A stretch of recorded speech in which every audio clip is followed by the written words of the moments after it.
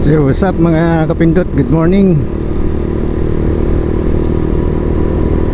So ang oras natin ay 8:25 ng umaga, araw ng linggo, araw ng pahinga, pero tayo ay araw ng pasok.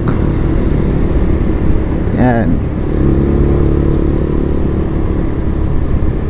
Bali kahapon yung pinakapahinga natin mga kapindot, or pinaka day off natin, ano.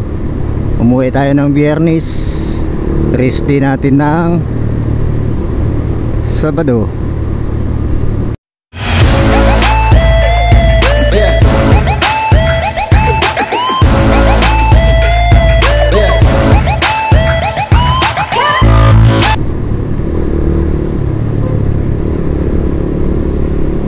So, papasok na tayo ngayon sa trabaho.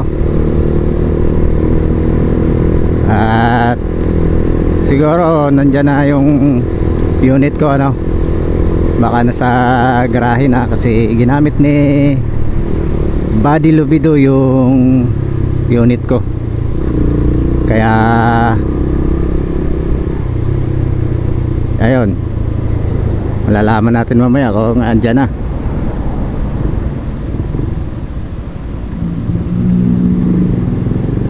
So mayroon lang akong isi-share sa inyo mga kapindot.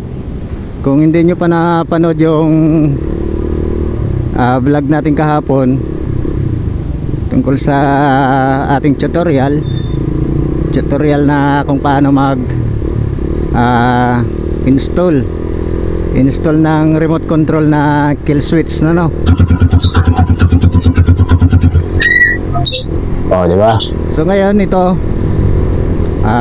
habang tayo ay nananakbo pa pasok ng trabaho, so ito na ngayon yung kinabitan natin. Ito yun, si Beperman 150. So ayos naman mga kapindot. Hindi mo talaga siya mapa-start pagka hindi mo pinindot yung remote or naka totally shutdown ang remote natin, or yung nakapatay yung makina natin. Tapos pag on natin ng susi, tapos hindi tayo nagpindot sa remote, hindi talaga natin mapapaandar ang motor natin mga kapindot. Oh, di ba? Namatay siya mga kapindot. Pag pinaandar natin yan, hindi na yan naandar mga kapindot. Oh, di ba? So kailangan para umandar siya ulit, pindutin mo itong letter E. Iilaw yan, iilaw to. Pag pinindot natin yung letter E, yan, diba? Andar na to.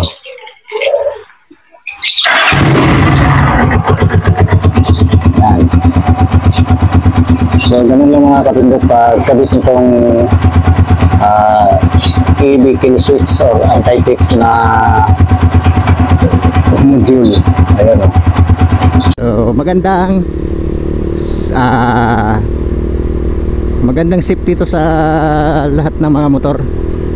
All around naman to mga kapindot, wala namang problema kahit sa saang motor to ikakabit, walang problema to mga kapindot. Tapos bali hindi naman siya mahirap ikabit, napakadali lang ikabit. Kahit sino ay pwede itong gawin, ano, mag DIY sa kanilang motor. So pwede ito mga kapindot kasi napakasimple lang ikabit. 4 na wires lang, negative, positive, at saka common, saka NO. So mamili na lang kayo sa dalawa, NO or normally close ang gagamitin nyo. Pero mas nare-recommend ko yung normally open or NO, kasi hindi mo mapapaandar yung motor kapag hindi mo pinipindot yung remote. Tapos sa normally close kasi mga kapindot, sa normally close laging naka standby lang yung mga kapindot. naka-standby lang yung power niya. Kahit na ano tayo kumakain pa rin ng battery. Kaya mas maganda yung ano tawag nito, yung normally open, mas magandang gamitin. Yun ang nare-recommend ko sa inyo mga kapindot. Tinanga yung motor nyo, pwede mo siyang patayin kahit 150 meters or 100 to 150 meters, kayang-kaya niya pang patayin yung motor. Bago mo paandar ang motor, kailangan mo munang i-activate yung remote. Yan. So yun lang ang gusto kong i-share sa inyo, or gusto kong sasabihin sa inyo mga kapindot. Kung sakaling gusto nyo rin magkabit ng ganito sa inyong motor, ano, at saka mura lang naman to mga kapindot. Unlike sa mga remote control na kagaya ng two-way alarm, no? So maano rin yun sa battery, makonsumo sa battery. Ito mura na, hindi pa matakaw sa battery kasi gagana lang naman siya pagka i-on mo yung susi. Hindi naman siya gagana pagka nakapatay yung ano natin, motor. Hindi kagaya sa mga two-way alarm na kahit naka-shutdown yung motor natin, gumagana yung module natin sa two-way alarm kasi yan nga, two-way alarm nga siya, di ba? Na kahit naka-park yung motor mo, pagka may gumalaw, mag-a-alarm siya. Kaya yon, isang disadvantage din yon. Advantage lang sa kanya yung kahit iwan mo sa parking ay mag-alarm siya. So mag-alarm din sa remote mo. So, alam mo kung ginalaw yung motor mo. Pero ang disadvantage naman nun, baka malubat yung battery mo. Hindi kagaya dito sa ano na to, sa kill switch na to. Hanggat masayo yung susi, kahit paandarin pa nila ng paandarin, i-direct nila, hindi talaga nila mapapaandar. Hanggat hindi nila makikita kung saan nakatago yung module, yung pinaka motherboard ng ating kill switch. Kaya mas maganda talaga pag nag-install kayo, itago nyo nung maigi. Tago nyo kung saan nyo gusto itago para kahit kalkalin pa nila, you know, yung mga wirings, hindi nila makikita yung ano, yung pinaka module or pinaka balas or pinaka motherboard ng ating kill switch. So yun, sa akin tinago ko naman, safety naman siya. Tapos binalutan ko ng ano mga kapindot, binalutan ko rin ng plastic, tapos electrical tape yung pinaka board nya. May ano naman siya, may case naman siya na plastic, pero mas maganda yung lagyan mo pa rin ng doble yung plastic talaga, yung kahit plastic labo, kahit anong klaseng plastic, para hindi lang siya mapasokan ng tubig. Kasi pag napasokan ng tubig or nabasa mga kapindot, ay magkakalawang yung loob nun, masisira, maglulos contact na. So yun mga kapindot, napakaganda nito. Dati may kinabitan ako nito yung sa isang motor ko, yung pinakaunang motor ko, yung Motorstar na Nicys 110. Yun ang kinabitan ko mga kapindot dati. Dalawa nga yung naikabit ko dati doon, kasi yun ang pinakauna kong motor na ginagamit ko pang DIY vlog or pang tutorial. So malaking bagay sana yung motor na yun, kaso nandun sa pinsan ko, may stock lang kasi sa bahay, kaya pinagamit ko sa kanya, or binili niya sa akin mga kapindot, inulog-hulugan niya sa akin. So ayun, siyempre pinsan ko naman yun, tumag-anak ko, hinayaan ko na para magamit din ng anak niya, may estudyante kasi siya, pang service na rin. So yun ang gamit ko dati pagka may tutorial tayo about sa wirings ng ating motor, kung anong mga gusto nating ikakabit na burluloy, pangpaganda, pangpadagdag porma sa ating motor. Yun talaga ang pinaka ano ko ng motor na yon. So marami tayong naging vlog doon sa motor na yon. So yun, kinabitan ko rin yun ng two-way alarm dati, kaso yun nga problema, battery talaga ang nadadali, lulubat, lalo na pagka inon mo yung alarm, kunting sagi lang na iiyak na yung alarm. Sa parking namin dati sa trabaho ko, ayun, pinagtitripan, pinapa yung alarm, pinapaiyak yung alarm, kaya tuwang-tuwa kasi sila sa motor ko at saka sa alarm ko. Kasi yung alarm na yun, talking alarm pala yung kinabit ko dati sa motor na yun, kaya tuwang-tuwa sila, pinagtripan. Yun nga lang, lubat talaga, wala talaga tayong magagawa, lubat. So padjak ka, padjak. Kaya ito, mas maganda itong mga kapindot, kasi papasukan lang siya ng power. Itong remote control natin na kill switch, mapapasukan lang siya ng power kapag inuna natin ang susian ng ating motor, diba? So mapapasukan na siya ng power kasi yung connection natin doon ay sa yung positive ng ating kill switch ay nilagay natin sa accessories wire, no? So ano ba yung accessories wire nitong ang tawag nito, Beeperman, or sa mga or sa Honda, ang accessories wire nya ay kulay black na wire. Yan. Tapos yung negative nya kinabit rin natin sa ground. So anong kulay ba yun, mga kapindot? Ang kulay ng ground ng ating motor, mapa Honda man yan, China bike, lahat ng mga China bike, iisa lang sila ng kulay ng Honda. Kaya ang kulay ng ground nito, mga kapindot, wire nya kulay green.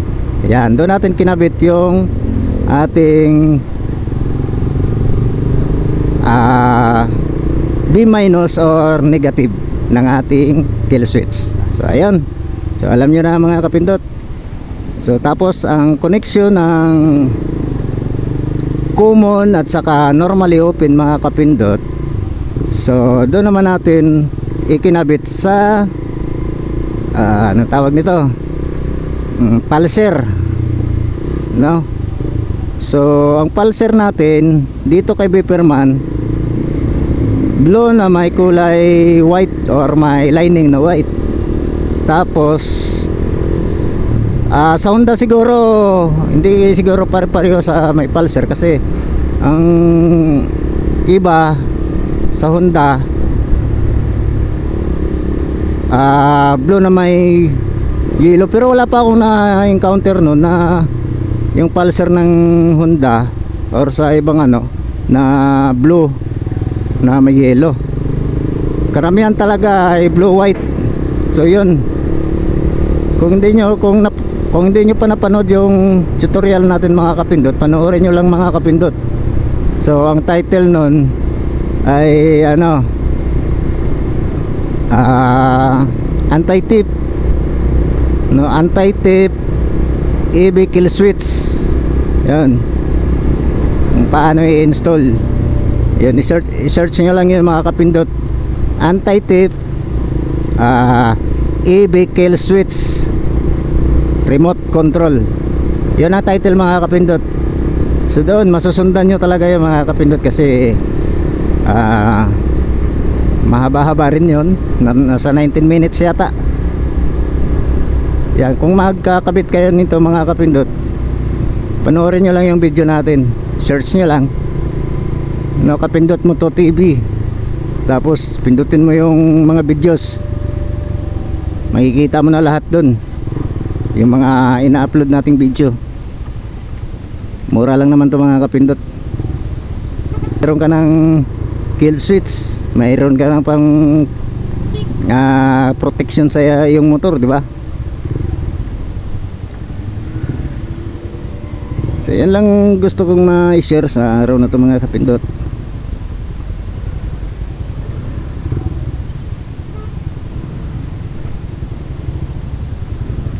Yan, dito na naman tayo sa malubak na parte, malubak na kalsada.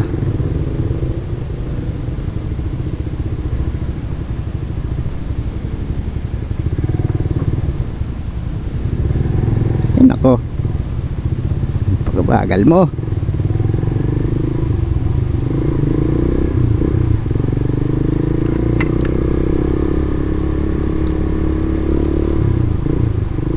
So yun lang naman ang vlog natin ngayon mga kapindot. Gusto ko lang i-share sa inyo itong ginawa ko dito kay Beberman na kinabitan natin ng anti-tip kill switch.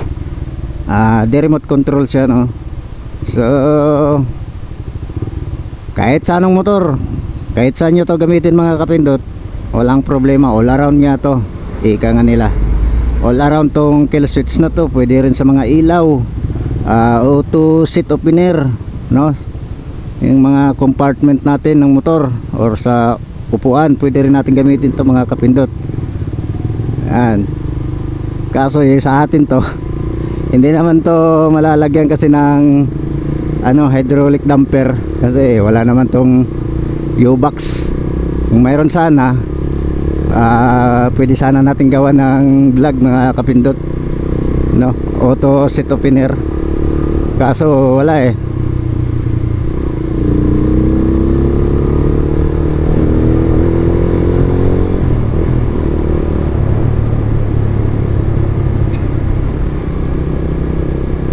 Shoutout nga pala kay Clara Albenda Pangasian. Yan, nagpapa-shoutout sa akin. Matagal na yun nagpapa-shoutout. So pasensya na ba, ngayon lang kita na shoutout kasi naging busy tayo sa biyahe. At the same time wala tayong ganong vlog. So pasundot-sundot lang yung vlog natin. Pasundot-sundot lang yung pag-upload natin sa YouTube channel. Wala na kasing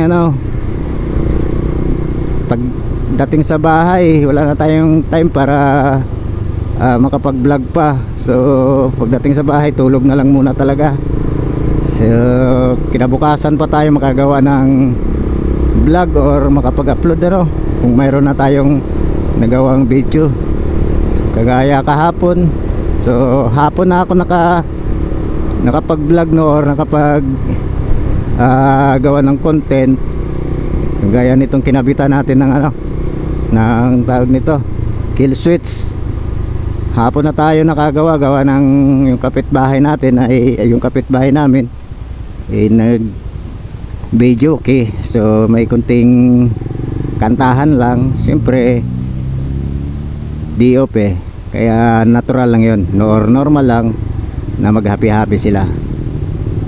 So yun, hinintay ko muna na matapos yun. So siguro mga alas 2. So tumigil na rin yung pag bibidyo kay nila. Kaya nagkaroon tayo ng pagkakataon na makapag vlog tayo kahapon, or nakagawa tayo ng tutorial kahapon. So yun lang mga kapindot, maraming salamat sa inyong panonood. Paki-like, paki-share at paki-pindot na rin ang subscribe button mga kapindot, at i-bell all nyo para every time na may bago tayong upload na video, manotify kayong lahat mga kapindot. So ayan lang.